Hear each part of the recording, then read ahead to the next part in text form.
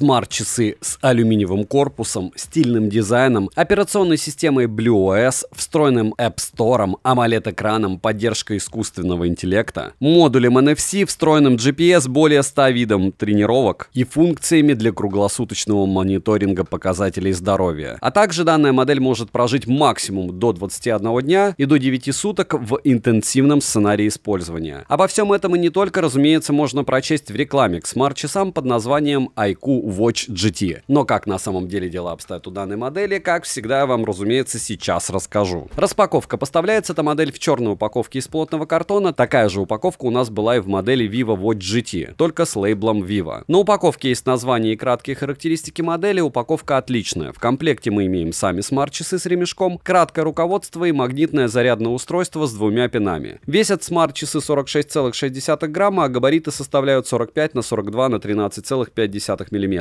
Напоминаю, 7 обзоров в неделю выгружаю и ежемесячно разыгрываю по смартфону Poco X6 Pro. Для участия в розыгрыше необходимо подписаться на этот канал с колоколом, оставить любой осмысленный комментарий больше 5 слов и либо в комментарии, либо в описании к своему каналу указать свое имя в телеге. Подписаться на телеграм-канал скидок, и вы автоматически в розыгрыше. Все розыгрыши в конце каждого месяца на стриме. Перейдем же к смарт-часам. Начнем. Напоминаю, что данные смарт-часы это копия Vivo Watch GT, и на Vivo у меня уже был обзор на канале. Отличия есть в расцветках, так как iQOO Watch GT доступна только в темно-серой расцветке, а Vivo Watch GT в серой и белой расцветках корпуса. Самое главное отличие — это цена. iQOO Watch GT стоит слегка дешевле, плюс они имеют версию как eSIM плюс Bluetooth, так и просто Bluetooth версию. А у Vivo только версия eSIM плюс Bluetooth. Напоминаю, что наличие eSIM для нас не актуально, так как нет поддержки русских операторов, что, к слову, касается, кстати, и NFC модуля, потому что он такой же бесполезный, как eSIM, который служит как ключ автомобиля, ключ для умных звонков, транспортных карт и не только. Но оплачивать им вы не сможете. У меня смарт-часы без поддержки eSIM, которой я все равно пользоваться бы не смог, если я не был бы в Китае. Далее, что касается внешнего вида и материалов. Средняя рама выполнена из алюминиевого сплава с полуматовым покрытием. Тыльная часть из глянцевого и маркового пластика, по всей видимости. Ремешок в моем экземпляре выполнен из силикона, охват запястья от 130 до 210 мм. Крепление фирменное и удобное, так что можно быстро и без проблем заменить ремешок. Но только на ремешок с таким же креплением. Собрана модель хорошо, но люфт у кнопки такой же, как у смарт-часов от Vivo. Во время носки устройство не доставляет дискомфорта, как и во время сна ремешок не натирает, а запястье под ремешком особо и не потеет, даже летом. Далее, на корпусе расположили область для зарядки, микрофон и динамик, а также датчики мониторинга здоровья. По датчикам есть оптический датчик частоты сердечных сокращений и содержания кислорода в крови, акселерометр, гироскоп, геомагнитный датчик и датчик внешней освещенности. Микрофон отрабатывает неплохо, и в целом его достаточно для коротких разговоров. Динамик выдает довольно качественное звучание, ко всему он громкий. Из элементов управления на правом торце расположили механическую кнопку-коронку с желтым кружком, которая отвечает за переход в меню и возврат, перемещение по интерфейсу прокручиванием коронки, а зажатием можно перейти во вкладку с выключением, перезагрузку устройства и вызовом экстренного номера. Прокрутка сопровождается приятной вибрацией, но не флагманской SAB, вибромотор мощный и настраиваемый. На нажатие также можно установить вызов голосового ассистента, но поддерживается только голосовой ассистент Jovi. Летим дальше. iQOO Watch GT оснащена AMOLED-экраном на 1,85 дюйма с разрешением 390 на 450 пикселей и 2,5D стеклом. Операционная система BlueOS без поддержки русского языка, что неудивительно, так как это китайская версия. Но есть английский перевод, а также в уведомлениях текст отображается на русском. Скроллинг довольно плавный, хоть и система слегка подтормаживает. Рамки громадные, но в использовании они не особо мешаются. При измерении яркости экран выдает в среднем 800 люксов, автоматическая регулировка яркости на борту, как и технология Always On Display. AOD работает по расписанию, и стиль AOD зависит от циферблата. Конечно же, если циферблат имеет свой стиль AOD. При поднятии запястья экран загорается моментально, спящий режим максимум 60 секунд, а также есть автоматический режим. Накрытие ладонью для выключения экрана и одиночное нажатие на экран для пробуждения срабатывают корректно. Данные функции можно настроить, что удобно, плюс есть различные жесты для управления. Как и в целом операционная система имеет множество настроек и функций, но она закрыта и установить сторонние приложения возможности пока нет. Далее, по свайпам с главного экрана сверху вниз уведомления, снизу вверх панель быстрого доступа без регулировки яркости, но с возможностью включения и выключения функции автоматической регулировки яркости. Далее можно включить-выключить режим энергосбережения, воспользоваться фонариком, включить-выключить AOD, перейти к настройкам и не только. Свайп слева направо — погода, голосовой помощник, плеер и функция AI Watch Face. Все работает так же, как и в iQOO Watch GT. Напоминаю, что, возможно, из-за микрофона, возможно, из-за самой системы смарт-часы не всегда корректно распознают команды, но в целом за подобный функционал однозначно плюс. Только вот по большей части это игрушка, а не что-то из разряда полезных функций. Далее, свайп справа налево. Карточки с ячейками, которые могут персонализироваться. Можно сортировать меню, просто зажав то приложение, которое вам необходимо передвинуть. В меню из интересного мы имеем секундомер и таймер с возможностью работать в фоновом режиме, измерение уровня шума, будильник, который можно добавить прямо со смарт-часов, погода с подробным прогнозом и музыкальный плеер для регулировки громкости и переключения треков, воспроизведенных на смартфоне. Удобно, что на смарт-часы можно загрузить музыку, так как есть выделенная внутренняя память. В фирменном приложении, как и на самих смарт-часах, есть App Store, где можно найти как полезные приложения, так и не очень. К примеру, калькулятор, разные игры и так далее, но по большей части все заточено под Китай. К слову, китайские приложения в меню можно без проблем удалить. В настройках помимо перечисленного есть два стиля отображения: включение индикатора уведомлений в виде красной точки в верхней части экрана на циферблате, настройка режима «Не беспокоить» и режима «Сон» и включение-выключение пароля для смарт-часов. Летим дальше. Bluetooth версии 5.3. К смарт-часам можно подключить Bluetooth устройства, такие как наушники, но вот нагрудный датчик не подключается. При этом в настройках есть функция для передачи пульса со смарт-часов, к примеру, на беговую дорожку. Также можно включить функцию уведомления при отключении Bluetooth. Далее, тренировок на борту, разумеется, достаточно. Есть отслеживание плавания, активность, планы, курсы, барометр, компас, автоматическое распознавание активности, автоматическая пауза, встроенная GPS-навигация, разминка перед тренировкой и некоторые настройки для тренировок. Тренировка может работать в фоновом режиме, что очень даже удобно. Маршрут строится хорошо, но в приложении не отображается карта, а на смарт-часах маршрут отображается в миниатюре. Загрузить сторонние маршруты возможности нет. Шагомер отрабатывает довольно хорошо, погрешность минимальная. Далее, iQOO Watch GT могут измерять пульс, SpO2, уровень стресса, мониторить сон вместе с коротким дневным сном и измерять уровень шума. Пульс, SpO2 и уровень стресса можно измерять вручную или в автоматическом режиме, но для измерения пульса предоставили еще смарт-режим. Удобно, что данный функционал настраивается не только через фирменное приложение, но и через сами смарт-часы. Результаты измерений в целом корректные, графики отображаются как на самом устройстве, так и в приложении, и стандартно можно включить различные напоминания или воспользоваться дыхательными тренировками. Данная модель поддерживает функцию Bluetooth вызовов. С них можно звонить, разговаривать и удерживать один вызов с активным вторым вызовом. Опять же, при наличии рядом смартфона. Мы понимаем, да, что это не eSIM. Симки здесь нет. В меню есть приложение «Контакты» с синхронизированными контактами, набором номера и историей вызовов. Уведомления приходят моментально, иконки отображаются, но не все, и не все смайлики отображаются. Отвечать на уведомления нет возможности, за что минус. У нас даже браслеты уже дешевые это могут. Емкость аккумулятора 505 мАч,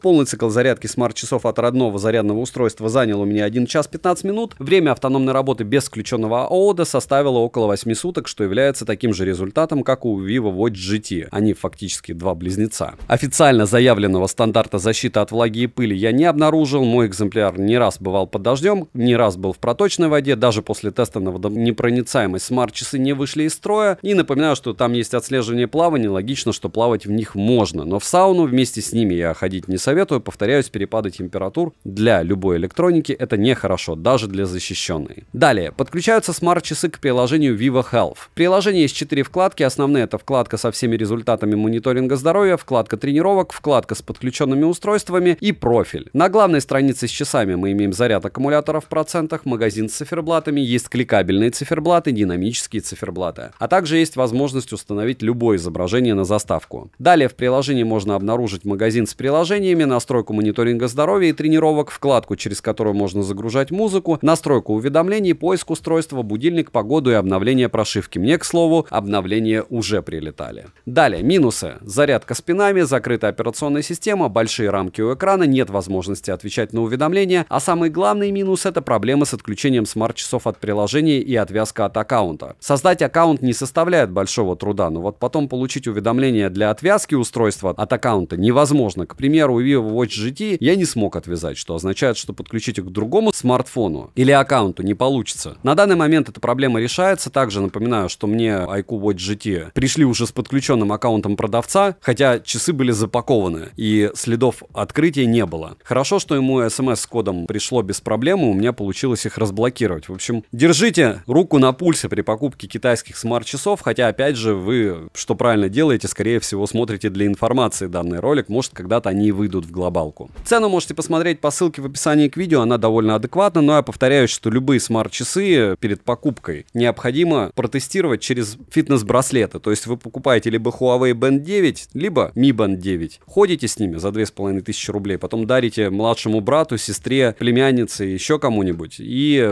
уже делаете вывод, нужны вам умные часы или нет. Резюмирую, iQOO Watch GT без eSIM, как по мне, более актуальная для Российской Федерации, чем версия с eSIM. С eSIM вообще бесполезно с точки зрения переплаты. Что касается того, что лучше взять, Vivo или iQOO, по моему мнению, все зависит от цены. Но все-таки Vivo нет версии просто Bluetooth, либо я ее не нашел. И опять же, желательно аксессуары покупать вашего бренда. Smart iQOO, часы iQOO. Smart Vivo, часы Vivo. Та же история, желательно глобальная. От меня девайсу максимально скромная «да», так как это китайская версия. Подписывайтесь на канал с колоколом. Огромное спасибо за просмотр. Добра и удачи вам, дорогие друзья.